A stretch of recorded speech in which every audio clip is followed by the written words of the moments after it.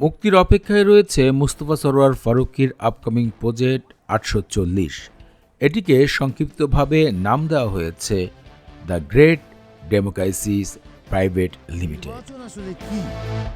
নির্বাচন হচ্ছে একটা সিস্টেম যেখানে যারা বাথরুমের ফ্লাশ ব্যবহার করতে জানে না তারা নির্ধারণ করে এই শহরের কে মেয়র হবে। কারণ তিনি উল্লেখ করে বলেন, দেশের যেই ফ্যাসিস্ট সরকার ছিল তারই নাকি বর্ণনা খুঁজে পাওয়া যাবে এখানে। বুদ্ধিজীবিতা কোনো সহজ কাজ নয়। সামনের ইলেকশনে আপনার বড় অপোনেন্ট কিন্তু উল্লেখিত ২০০৭-৮ সালে চলমান ছিল ধারাবাহিক নাটক ৪২০।